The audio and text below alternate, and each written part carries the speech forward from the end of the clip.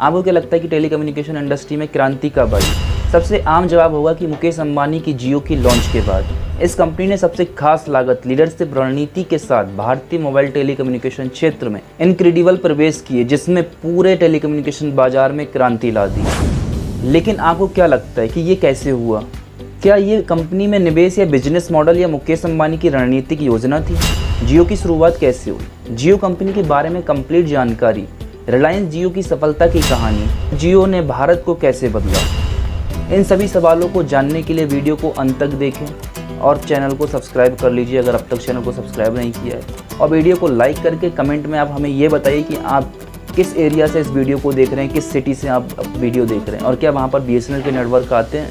सबसे पहले जानते हैं कि कैसे शुरुआत हुई एक अच्छे नेटवर्क की। जियो की उत्पत्ति उनकी बेटी ईशा अंबानी की स्पष्ट टिप्पणियों से प्रभावित एक महत्वपूर्ण क्षण से जुड़ी है। 2011 में संयुक्त राज्य अमेरिका में येल विश्वविद्यालय में अपनी पढ़ाई से छुट्टी के दौरान ईशा अंबानी ने अपने परिवार के घर में घटिया इंटरनेट कनेक्टिविटी के बारे में अपनी निराशा व्यक्त की थी।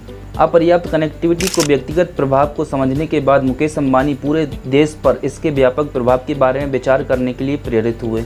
इस रहस्य दुर्घटना में अंत में जियो के लिए बीज का काम किया, एक दूरदर्शी पहल जिसका उद्देश्य खराब इंटरनेट कनेक्टिविटी से जुड़े भारत की व्यापक चुनौतियों का समाधान करना था। जियो की शुरुआत महज एक व्यक्तिगत असुविधा का जवाब नहीं थी, ये एक राष्ट्रीय आवश्यकता की मान्यता थी। मुकेश अंबानी की उद्यमशीलता की भावना और परिवर्तनकारी बदलाव के प्रति प्रतिबद्धता इस एहसास से स्पष्ट हुई कि भारत एक मजबूत और सुलभ इंटरनेट बुनियादी ढांचे का हकदार है। इस खुलासे ने कनेक्टिविटी में क्रांति लाने और देश भर में लाखों लोगों को सशक्त बनाने के लिए जियो को मिशन के लिए मंच तैयार कर लिया। अब बात करते हैं कि जियो जो है वो इतना एकदम से हाई क्यों हुआ, अब एक टाइकून कैसे बनी।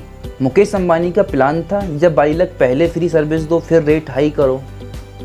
देखो मैं आपको बता दूं, BSNL है गवर्नमेंट कंपनी, वो मिनिमम लाभ पे काम करती है। लेकिन जो प्राइवेट कंपनियां हैं इनका सीधा सिद्धांत होता है पैसे कमाना। लेकिन जो यहाँ मास्टर प्लान खेला कि जब रिलायंस था तब उस समय 29 में सिम मिल जाता था, इसको लोग लेते थे, 1 मंथ यूज़ करते थे और फिर न्यू सिम लेते थे। उतने में लोगों को इंटरनेट और कॉलिंग मिलती थी और 1 मंथ के लिए फ्री रिचार्ज भी नहीं कराना पड़ता था। लेकिन इन सब की वजह से जब रिलायंस को काफ़ी नुकसान हुआ और मुकेश अंबानी ने रिलायंस के कर्जे में मदद और जितने शेयर वो सब ले लिए, तब ये प्लान हुआ कि लोगों को अपना सिम होल्ड करके रखना ताकि नंबर पर्सनल हो जाए और कहीं शिफ्ट ना हो सके। ऐसे ही किया, सस्ता रिचार्ज प्लान फिर फ्री कर दिया। ऐसे ही चीप प्लान पे लोग टिके रहे क्योंकि उस टाइम पे BSNL और अदर कंपनियां इतना खास इंटरनेट स्पीड प्रोवाइड नहीं कर रही थी। और जब यूथ जियो पे आ गया तब जियो ने मौके पे चौका मार के रिचार्ज बढ़ा दिए और अपनी सर्विस अच्छी कर ली। 5G इंटरनेट प्रोवाइड भी करने लगा, वाईफाई सर्विस अच्छी कर दी। सपोर्ट टीम के साथ ग्राउंड टीम भी काफ़ी हद तक यूज़र्स के सपोर्ट में रहती थी। टाइम पे रेजोल्यूशंस मिल जाते थे, कोई भी अगर चैट सपोर्ट है या फिर कॉल पे बात हो रही है कोई भी कंपनी से तो वो एक ही दिन में चीज़ें रिजॉल्व हो जाती थी। इन्हीं सब की वजह से जियो आज पूरे इंडस्ट्री पर राज कर रही है। आगे जाने से पहले मैं आपको बता दूं, जल्द ही नेक्स्ट वीडियो एयरटेल वोडाफोन पे आएगी। उन लोगों को क्या प्लान थे और कैसे बना इतना बड़ा बिजनेस टाइकून, आइए जानते हैं जियो को और डीप। मुकेश अंबानी और अनिल अंबानी जो 2002 में धीरूभाई अंबानी के मृत्यु के बाद अलग हो गए थे, खुद को एक ही क्षेत्र में पाते हैं लेकिन उनकी किस्मत अपोजिट दिशाओं में जा रही थी। जियो के लॉन्च ने सभी मौजूदा टेलीकॉम कंपनियों को प्रभावित किया था, जबकि एयरटेल, वोडाफोन और आइडिया अभी भी जियो के साथ प्रतिस्पर्धा कर रहे थे। अनिल अंबानी का रिलायंस कम्युनिकेशन नीचे की ओर जाती दिख रही थी। 2005 में विभाजन के बाद बड़े भाई प्रमुख तेल व्यवसाय RIL और IPCL मिला, जबकि अनिल को रिलायंस इन्फोकॉम दूरसंचार, रिलायंस एनर्जी बिजली, रिलायंस कैपिटल और रिलायंस नेचुरल रिसोर्सेज मिले। रिलायंस इन्फोकॉम 2005 में सार्वजनिक हो गया और इसका नाम बदलकर रिलायंस कम्युनिकेशन मतलब आरकॉम कर दिया गया। लेकिन छोटे अंबानी का व्यवसाय अपने बड़े भाई मुकेश की तुलना में संघर्ष करता हुआ प्रतीत होता है। यहाँ दोनों अंबानी भाइयों के लिए संख्याएं क्या कहती हैं। रिलायंस कम्युनिकेशन मार्च 2017 तक अनिल अंबानी की अगुवाई वाली रिलायंस कम्युनिकेशन का सवाल ऋण 45,733 करोड़ रुपए था। शायद यही वजह की रेटिंग एजेंसी मूडीज़ ने आरकॉम को रेटिंग घटा दी गई थी और इसी कारण रिलायंस को ख़त्म कर दिया, क्योंकि वो प्रॉपर वे में लॉस में जा रही थी, और ऐसा लॉस में हो गई थी कि जो उसकी मूल जो वैल्यू थी उसके कर्ज से 3 गुना ज़्यादा हो गई थी। तो वो इसी को होल्ड कर सकते थे, ना ही इसको कुछ कर सकते थे। तो कर्ज को चुकाने के लिए उन्होंने अपने भाई का सहारा लिया। तो मुकेश अंबानी ने वहाँ पर पूरा सपोर्ट किया और रिलायंस को एक नया मोड़ दिया। फिर बाद में उसको जियो कर दिया गया। भारतीय दूरसंचार उद्योग में रिलायंस जियो के आने से देश में मोबाइल इंटरनेट डेटा की खपत के पैटर्न में इतने परिवर्तन आए। सितंबर 2016 में रिलायंस इंडस्ट्रीज की सहायक कंपनी के रूप में लॉन्च की गई जियो को उद्देश्य व्यापक दर्शकों को सुलभ और उच्च गति वाला मोबाइल इंटरनेट सेवाएं प्रदान करना था। उल्लेखनीय रूप से संक्षिप्त अवधि में जियो दूरसंचार क्षेत्र में एक महत्वपूर्ण शक्ति के रूप में उभरा, जिसमें स्थापित कंपनियों के पारंपरिक व्यापार मॉडल को चुनौती दी है और नया स्वरूप दिया। जियो की सफलता का श्रेय इसके व्यापक नेटवर्क बुनियादी ढांचे की रणनीतिक उपयोग को दिया जा सकता है, जिसमें उच्च गति वाला 4G LTE network, fibre optical cable और मजबूत क्लाउड डेटा सेंटर, साथ ही साथ 5G इंटरनेट भी शामिल है। इसके अतिरिक्त कंपनी ने नए नए मॉडल भी अपनाए जो अपने समकक्षों की तुलना में काफ़ी कम लागत पर डेटा सेवाएं प्रदान करने की सुविधा प्रदान करते हैं। रिलायंस जो था, जो जियो बन गया, तो उसकी सफलता की कहानी इस दृष्टिकोण का एक उदाहरण जियो द्वारा अपने ग्राहकों को पूरा वॉइस कॉल और मैसेजिंग सेवाएं प्रदान करना है।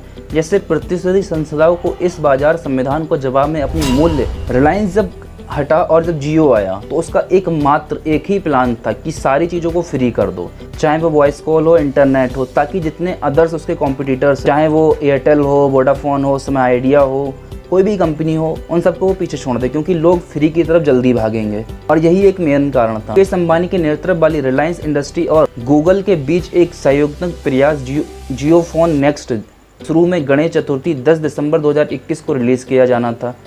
बेसिक सेमीकंडक्टर की कमी के कारण देरी का सामना करना पड़ा।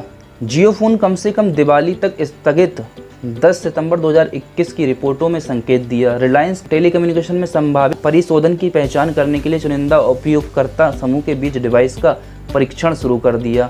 बहुप्रतीक्षित जियो फोन नेक्स्ट को आधिकारिक तौर पर 4 नवंबर 2021 को 6,499 रुपये की कीमत पर लॉन्च किया गया। एंड्रॉयड संचालित प्रगति OS पर चलने वाला और क्वालकॉम स्नैपड्रैगन QM215 प्रोसेसर से लैस ये फ़ोन उपयोगकर्ताओं के लिए एक आकर्षक विकल्प प्रदान करता है, जिसमें वैकल्पिक भुगतान विधि भी उपलब्ध है। जो शुरुआती कीमत नहीं दे पाते वे जियो फोन नेक्स्ट को 1999 रुपये की शुरुआती भुगतान पर खरीद सकते थे। शेष राशि मासिक किस्तों पर चुकानी होती थी। एंट्री लेवल बजट फ़ोन चाहने वाले व्यक्तियों के लिए एक व्यवहारिक विकल्प के रूप में विशेष रूप से 6,000-7,000 रुपये की सीमा में बजट की कमी वाले लोगों के लिए जियो फोन नेक्स्ट अपनी कमियों के बिना नहीं रह पाते थे। अपर्याप्त रैम के कारण डिवाइस सुस्त प्रदर्शन प्रदर्शित करता था, जिसके कारण प्राथमिक सिम कार्ड के रूप में जियो सिम का उपयोग करना आवश्यक हो जाता था। इसके अलावा भुगतान दिव्यतियों का पालन न करने पर फाइनेंसर द्वारा फ़ोन को निष्क्रिय किया जा सकता था। हाल ही में साक्षात्कार जियो के दूरदर्शी संसाधक मुकेश अंबानी ने इस अभूतपूर्व दूरसंचार उद्यम की उत्पत्ति पर प्रकाश डाला, और यही एक मेन कारण था कि जियो के कुछ और सिम्स बने, क्योंकि गांव और ऐसे कुछ फैमिलीज़ थी जिनके माता पिता रहते थे, सिर्फ उनको खास इतना फ़ोन या फिर बड़े फ़ोन की ज़रूरत नहीं रहती। तो उन लोगों ने क्या किया कि जियो फ़ोन को लिया और अपने घर परिवार में रख दिया, ताकि वो एक प्रॉपर वे में उनसे कनेक्ट हो सके। तो वहाँ पर जियो की सिम ज़्यादा बिकी, जियो के यूज़र्स बढ़ गए।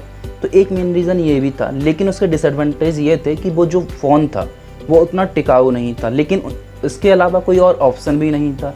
इसीलिए जियो ने वहाँ पर भी एक गेम खेला, और इसी के साथ जियो जो था वो 5G भी बन गया और वही गेम खेला जैसे पहले खेला था। फ्री की लत लगाओ और रिचार्ज बढ़ाओ। जैसे 5G अनलिमिटेड डाटा दे रही थी, लेकिन अब सब चेंज कर दिया, 10% से 21% तक इंक्रीज़ कर दिया। लेकिन जियो को इससे कोई फ़र्क नहीं पड़ा, क्योंकि उसका यूज़र बेस बड़े सिटी में है जहां लोग पे कर सकते हैं और अच्छा नेटवर्क का फ़ायदा ले रहे हैं, और ऐसे में जियो ने काफ़ी बड़ी अमाउंट का मुनाफा भी बना लिया। लेकिन जियो को पीछे छोड़ने के लिए स्टारलिंक भारत में जल्द लॉन्च होगा, जो देश के हर कोने में नेटवर्क जाएगा और स्पीड अब तक की सबसे तेज़ होगी, क्योंकि ये सैटेलाइट द्वारा इंटरनेट स्पीड मिलेगी। तो आप समझ ही सकते हो कि क्या बवाल स्पीड मिलने वाली है।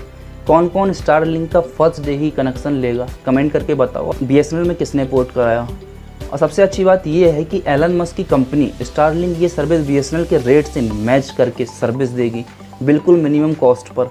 जैसे कि अभी बीएसएनएल के रिचार्ज चल रहे हैं, तो कमेंट करके बताओ कि बीएसएनएल पर अब तक आप लोगों ने पोर्ट कराया तो कैसा इंटरनेट स्पीड आ रहा है और नॉर्मल नेटवर्क स्पीड क्या है। स्टारलिंक में एक शॉर्ट फॉर्म में आपको बता देता हूँ। स्टारलिंक एक सैटेलाइट इंटरनेट है जो आपको डायरेक्ट इंटरनेट के द्वारा देगा। इसके कोई टॉवर्स या फिर ऐसी कोई लाइन्स नहीं बिछेंगी जिसकी वजह से अभी इंटरप्ट हो रहा है कि 5G नेटवर्क हमारे इस साइड आ रहे हैं और इस साइड नहीं आ रहे हैं। तो ये सब नहीं होगा, हर क्षेत्र में नेटवर्क रहेगा उसका, हर क्षेत्र में कनेक्शन लॉस्ट की प्रॉब्लम्स नहीं होंगी। साथ ही साथ वो एक ऐसा प्लान्स दे रहे हैं जो बीएसएनएल से मैच कर रहा है, जो बीएसएनएल के बराबर है, बहुत मिनिमम कॉस्ट पे है। तो लोग स्टारलिंक की तरफ जाएंगे। तो ऐसे में ये देखना भी बहुत दिलचस्प होगा कि जियो कैसे उस सब चीज़ों को बीट करेगी। क्या स्टारलिंक को बीट कर पाएगी जियो? क्या होगा ये देखना बहुत ही ज़्यादा दिलचस्प होगा। अगर अब तक चैनल को सब्सक्राइब नहीं किया है तो यार चैनल को सब्सक्राइब कर लो, सपोर्ट कर दो। मिलते हैं अपनी नई वीडियो के साथ, तब तक के लिए धन्यवाद।